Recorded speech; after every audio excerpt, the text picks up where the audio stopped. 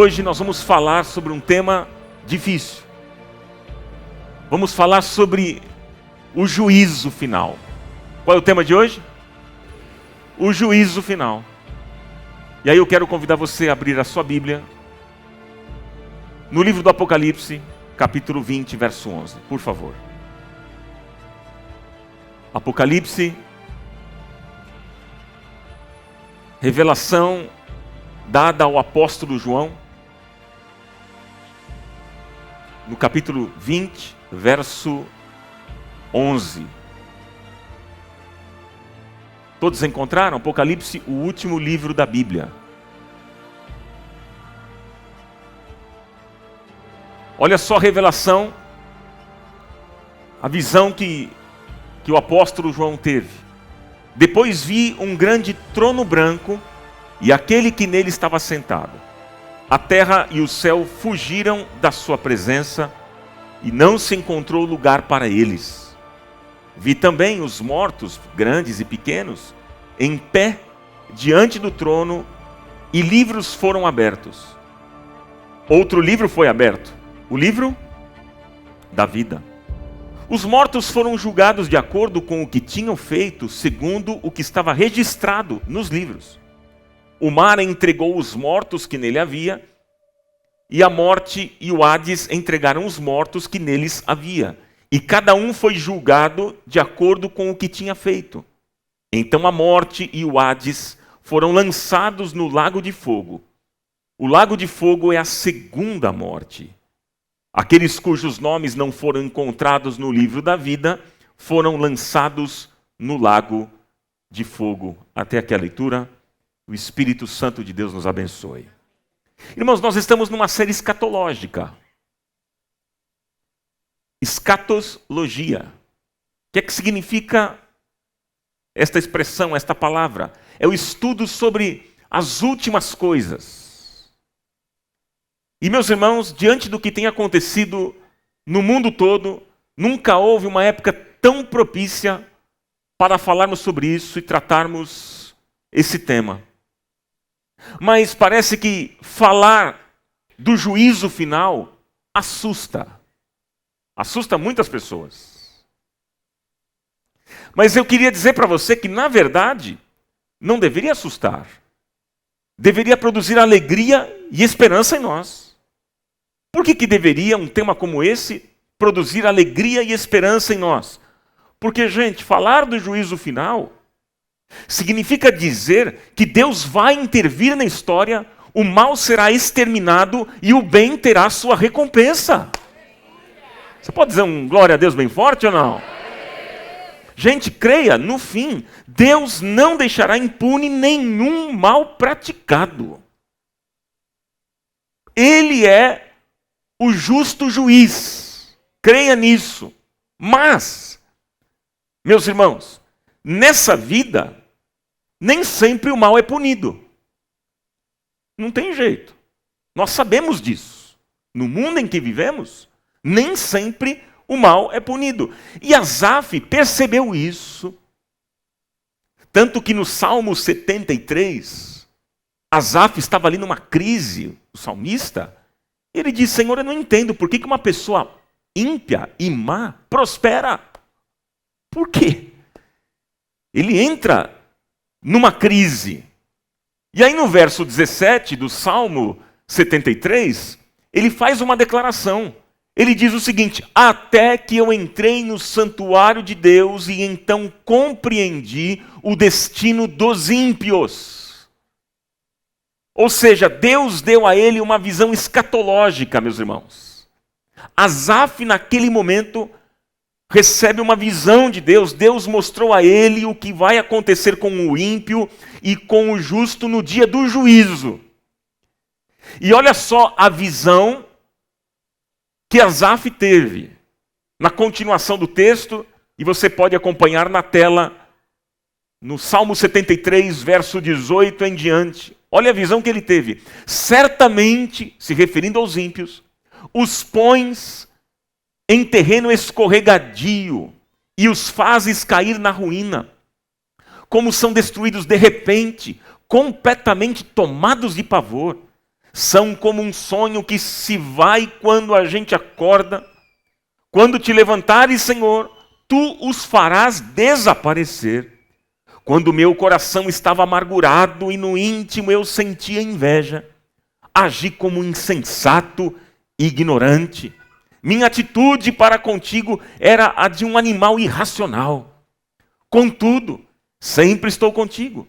Tomas a minha mão direita e me sustens.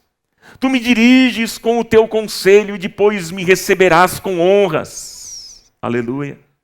E ele diz: a quem tenho no céu senão a ti? E na terra nada mais desejo além de estar junto a ti.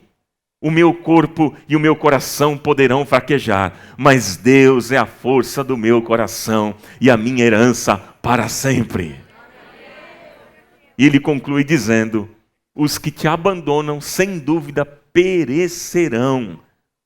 Tu destróis todos os infiéis. Diante dessa crise que ele teve, ele recebe uma visão da parte de Deus.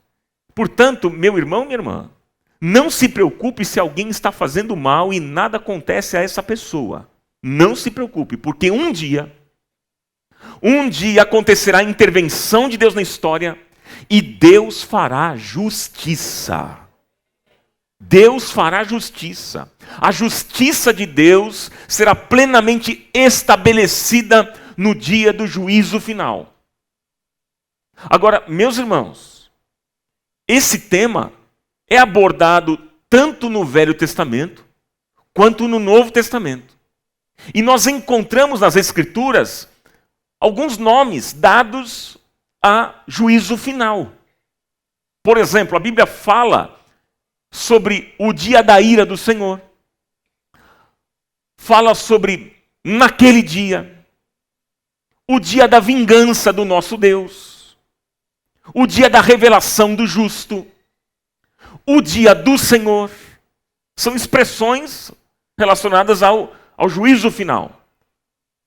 Agora, queridos, diante desse fato que vai acontecer no final dos tempos, eu queria ver com vocês, diante daquilo que nós acabamos de ler, algumas cenas importantes, alguns momentos desse texto que eu queria destacar para nós aprendermos algumas lições tão importantes para a nossa vida. Vamos para algumas cenas. A primeira cena que eu quero destacar desse texto fala sobre Cristo e o trono branco. Qual é a primeira cena? Essa é a primeira cena que aparece no texto, verso 11. Que nós lemos, diz assim: depois vi um grande trono branco. Mantenha o texto aberto, tá? Depois vi um grande trono branco e aquele que nele estava sentado. A terra e o céu fugiram da sua presença e não se encontrou lugar para eles. O que é que significa o trono branco, gente? Qual é o significado? O trono branco fala de santidade, fala de justiça e julgamento. É o tribunal de Deus. Trono branco é o tribunal de Deus. E Cristo, queridos, se assentará no trono branco como juiz. Hoje ele é o nosso advogado, mas naquele dia ele será o juiz. E diante dele o próprio universo se curvará, se dobrará. A Bíblia diz lá em 2 Pedro, no capítulo 3, verso 12, a Bíblia diz que nesse dia os céus se incendiarão e todas as obras dos homens arderão em chamas. Olha só. Então, será uma catástrofe cósmica, mas Deus não vai destruir a terra. Ele vai renová-la. Olha o que é que diz agora o texto do Apocalipse, capítulo 6. Apocalipse, capítulo 6, verso 12. Em diante. Mostra essa cena que eu acabei de falar para vocês. João, naquela visão, naquela revelação, ele diz: observei quando ele abriu o sexto selo. Houve um grande terremoto. O sol ficou escuro como tecido de crina negra. Toda a lua tornou-se vermelha como sangue, e as estrelas do céu caíram sobre a terra como figos verdes caem da figueira quando sacudimos por um vento forte. O céu foi se recolhendo como se enrola um pergaminho, e todas as montanhas e ilhas foram removidas de seus lugares. Então os reis da terra, os príncipes, os generais, os ricos, os poderosos, todos os homens, quer escravos, quer livres, que eles fizeram? Esconderam-se em cavernas e entre as rochas das montanhas. E eles gritavam às montanhas e às rochas: caiam sobre nós e esconda-nos da face daquele que está sentado no trono e da ira do Cordeiro. Pois chegou o grande dia da ira deles, e quem poderá suportar? Gente, veja bem, até aqui, veja bem, os homens maus, está mostrando o texto, eles ficarão com medo no dia da ira do Cordeiro de Deus. Porque ele vai exercer juízo sobre todos e ele vai extirpar desse mundo o pecado e as suas consequências. Por isso a terra geme, meus irmãos, aguardando a redenção e a glorificação dos filhos de Deus, a fim de ficar livre desse cativeiro da corrupção que lhe foi imposta. Amém, gente? Então aqui está a primeira cena, Cristo e o trono branco. Vamos para a segunda cena que o texto mostra para a gente. E veja lá, segunda cena fala sobre a ressurreição dos mortos. Segunda cena fala sobre o que, irmãos? Versos 12 e 13. Me acompanhe, por favor. Vi também os mortos, grandes e pequenos, de pé diante do trono, e livros foram abertos. Outro livro foi aberto, o livro da vida. Os mortos foram julgados de acordo com o que tinham feito, segundo o que estava registrado nos livros. O mar entregou os mortos que nele havia, e a morte e o Hades entregaram os mortos que neles havia. E cada um foi julgado de acordo com o que tinha feito. Então veja, no dia que Jesus voltar, a trombeta vai soar, os mortos ouvirão a sua voz, eles sairão dos túmulos, os que nele creram, para a ressurreição da vida, mas os ímpios para a ressurreição do juízo e da morte eterna. E o texto mostra grandes e pequenos, ricos e pobres, doutores e analfabetos, crentes e descrentes, todos, sem exceção, sairão dos túmulos. Todos. Aqueles que morreram e viraram pó vão ouvir a sua voz. Aqueles que foram mortos por animais marinhos nos oceanos, como declara o texto, vão ouvir a sua voz. Aqueles que foram queimados ou enterrados vão ouvir a voz de Deus. Enfim, meus queridos irmãos, todos os mortos, desde o início da humanidade, ressurgirão diante de Jesus e ele os julgará segundo as suas obras. Está claro até aqui, gente? Ok? Agora veja, de que maneira os mortos ressuscitarão? De que maneira? O apóstolo Paulo, ele diz lá em 1 Tessalonicenses, no capítulo 4, versos 16 e 17, ele diz que naquele dia, os mortos em Cristo ressuscitarão primeiro. Depois disso, os que estivermos vivos seremos arrebatados juntamente com eles nas nuvens para o encontro com o Senhor nos ares. E assim estaremos com o Senhor para sempre. Então veja, o texto está dizendo que os mortos ressuscitarão primeiro em relação aos vivos e não aos mortos ímpios, como muitos pensam. Agora veja, o que aconteceria se Jesus voltasse hoje? Agora, o que aconteceria? Antes de nós, os vivos, sermos transformados, aqueles que morreram vão ressuscitar primeiro. Somente depois os vivos serão arrebatados e se encontrarão com Cristo nos ares, como diz o texto. E aqui está a conclusão da segunda cena. Amém? Vamos para a terceira cena que mostra o texto para a gente. Fala do grande julgamento. Qual é a terceira cena? O grande julgamento. De que maneira será esse julgamento? O verso 12, na parte B, diz: os mortos foram julgados de acordo com o que tinham feito, segundo o que estava registrado nos livros. Gente, aí eu fico pensando, o que é que consta nesses livros e que será critério de julgamento, hein? O que é que tem nesses livros? Então veja, nós seremos julgados por pelo menos 4 coisas. anote, por favor. Primeiro, nós seremos julgados pelas nossas palavras. Nós seremos julgados pelas nossas... Você pode repetir isso? Seremos julgados pelas nossas palavras? Vamos lá. Gente, a Bíblia diz que nós vamos dar conta no dia do juízo por todas as palavras frívolas que nós proferimos. Eu pergunto para você, você já mentiu alguma vez? Sim ou não? Quem é que nunca mentiu? Se alguém levantar a mão, vou falar, está mentindo agora. Não é? Você já falou mal dos outros? Quem é que nunca falou mal de ninguém aqui? Se levantar a mão, eu vou falar, você está mentindo. Você já disse palavrões? Palavras torpes? De maldição? Pois é. Talvez você não se lembre mais, né? Mas todas as palavras frívolas que você disse, que você proferiu, estão registradas nos históricos do tribunal de Deus e nós vamos dar conta por todas elas. Misericórdia, Senhor.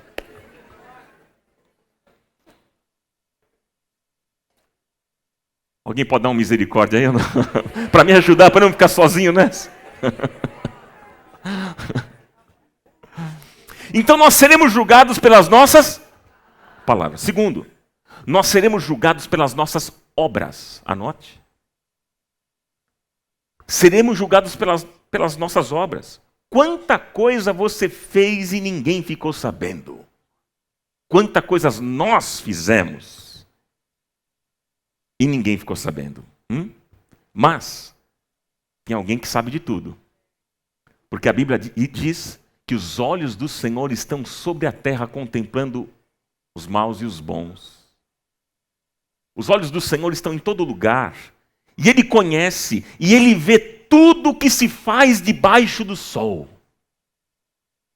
Isso é sério, gente. Todas as más ações e toda a maldade praticada pelos homens estão claras, estão patentes diante de Deus. Deus vê, irmãos, Deus vê todas as coisas e nós seremos julgados, diz o texto, segundo as nossas obras. Nada passará despercebido e nada ficará oculto aos olhos daquele que tudo vê. Então nós seremos julgados, primeiro, pelas nossas palavras.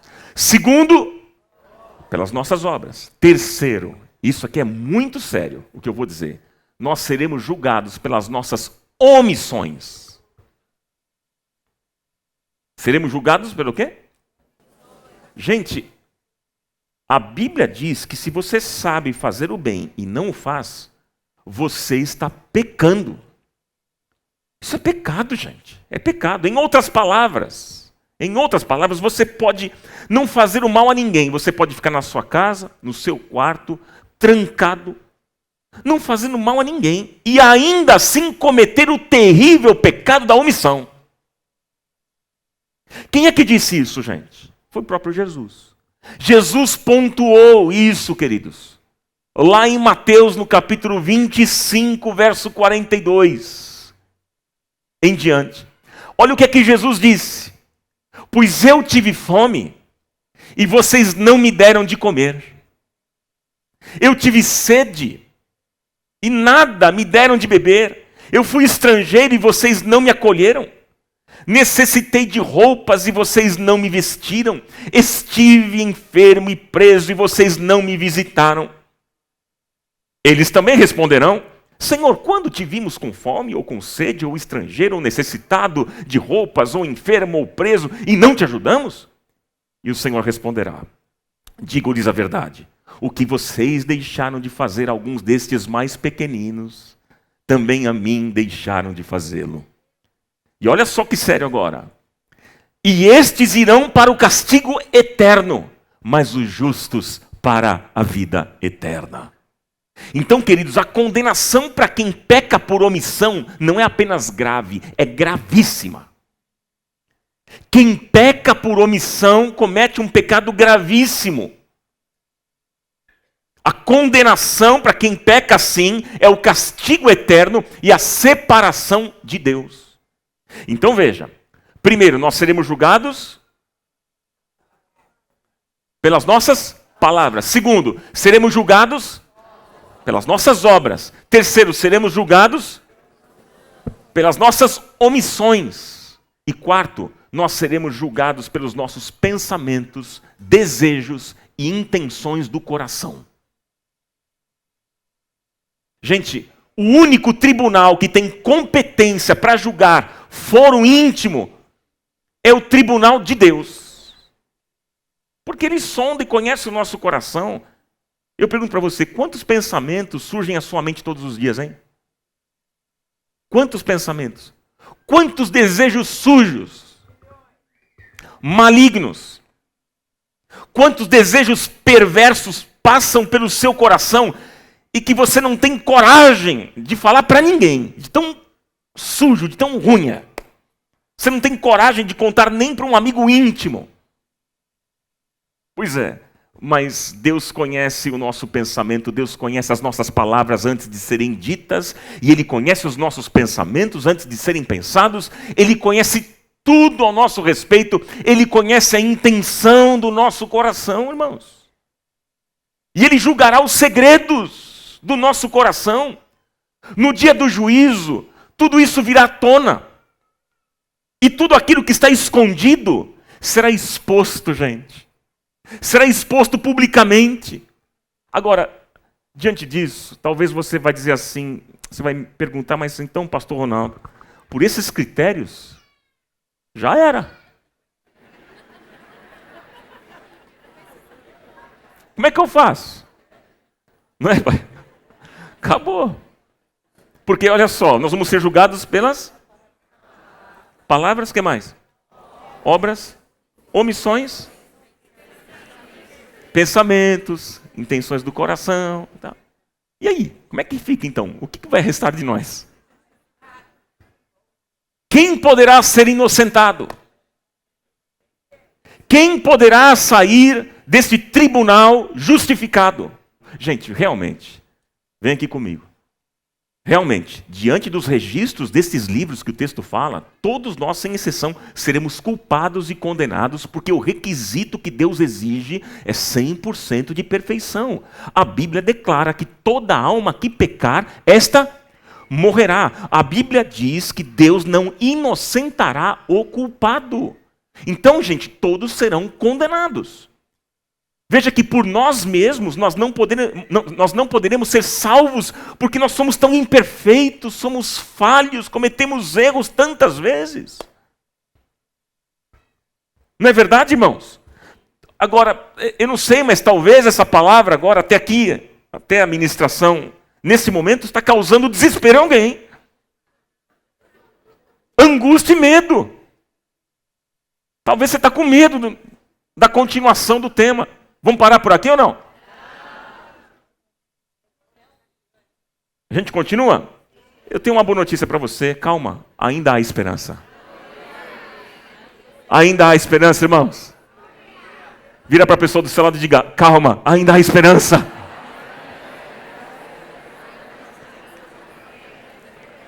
Quantos ainda têm esperança aqui nesta manhã? Ainda há esperança. Calma. Não fique angustiado. Calma. Porque agora vem a quarta cena.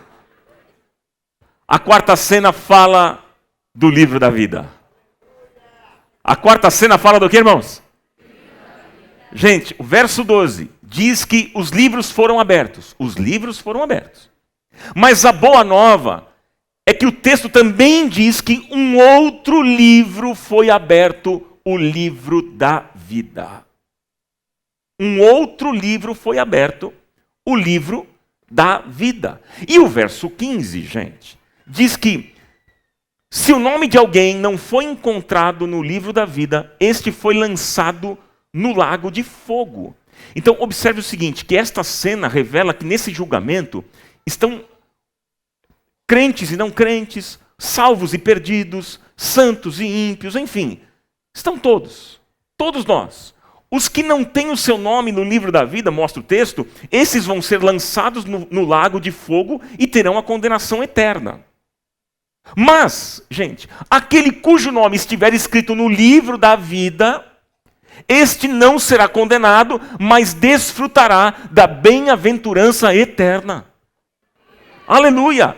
Então, agora veja bem, meus irmãos, a salvação vem pela graça por meio de Cristo. É pela graça que sois salvos mediante a fé, e isso não vem de vós, é dom de Deus. Não vem do mérito, porque se for por mérito, já era mesmo. Eu e você estamos já condenados, vamos para o inferno. O salário do pecado é a morte. Todos pecaram, diz a Bíblia, e destituídos estão da glória de Deus. Mas, pela graça sois salvos mediante a fé. Isso não vem de vocês, não vem de vós. É um dom de Deus. Então eu quero declarar para você nesta manhã que o único que pode te salvar, o único que pode dar a vida eterna a você é Jesus, o Cordeiro Santo de Deus, o Senhor de toda graça, que nos chamou à sua glória eterna. Louvado seja o nome do Senhor. Dá um brado de júbilo aí no seu lugar.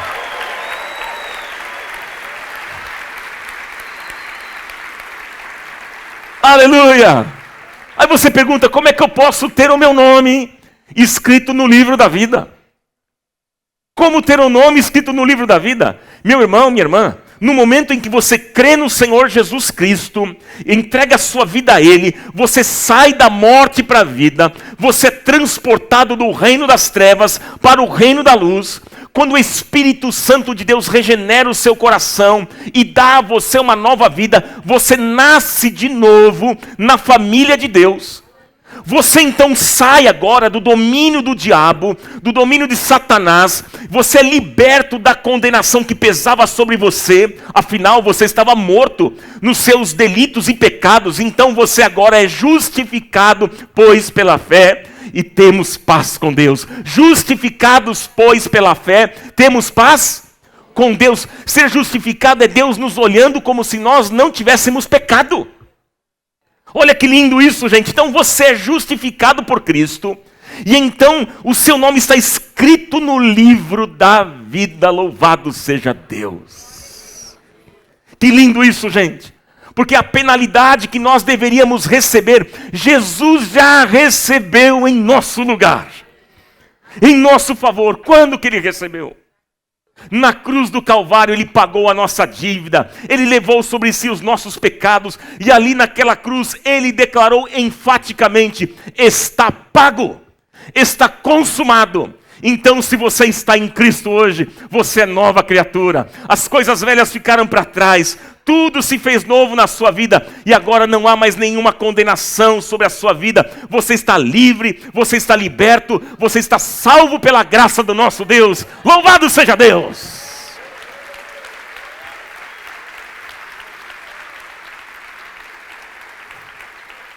E hoje, meu irmão, minha irmã, você pode ter a plena convicção de que naquele dia do juízo, você estará diante do justo juiz, e ele olhará para você, e ele dirá para você: vinde bendito do meu Pai, entre na posse do reino que está preparado para você desde a fundação do mundo. Na casa do meu Pai tem muitas moradas, Ele reservou uma para você. Oh, glória a Deus! Aquele dia para você não será dia de trevas, mas dia de luz. Não será um dia de dor, mas de alegria completa e eterna felicidade. Louvado seja o Senhor! Que lindo isso! E é interessante porque agora o texto conclui. O texto conclui afirmando que a própria morte e o inferno serão julgados. A morte e o inferno serão julgados. O verso 14 diz: então a morte e o Hades foram lançados no lago de fogo. O lago de fogo é a segunda morte. Quem é que vai estar no lago de fogo, gente? Quem é que vai estar? O anticristo, o falso profeta, o diabo, os demônios, os ímpios que não têm o nome no livro da vida, e a morte, que segundo a Bíblia é o último inimigo a ser vencido. Então a vitória de Cristo, irmãos, será completa e final. Aleluia! E para a gente encerrar essa ministração, para concluirmos, Gente, no final dessa cena do juízo final, da vitória de Cristo e da sua igreja, João diz o seguinte, ele diz, eu vi novos céus e nova terra. Eu vi novos céus e nova terra. Gente, neste lugar de glória, onde o tabernáculo de Deus habitará no meio do seu povo, não haverá mais choro, não haverá lágrimas, não haverá pranto, não haverá dor, não haverá luto, não haverá morte, e nada contaminado entrará na nova Jerusalém. Deus fará novas todas as coisas. Eis que faço novas todas as coisas, diz o Senhor. E a igreja agora, a igreja, a noiva de Cristo, entrará para as bodas do Cordeiro para celebrar uma festa, mas uma festa que não vai ter fim, nunca mais vai acabar. Será um dia lindo, gente, um dia maravilhoso, glorioso. Para os filhos de Deus, você pode ter a plena convicção e certeza que a misericórdia triunfará sobre o juízo. Irmãos, quão poderoso é este evangelho do nosso amado Cristo que nos amou. Ele nos amou primeiro, queridos, quando ainda éramos pecadores.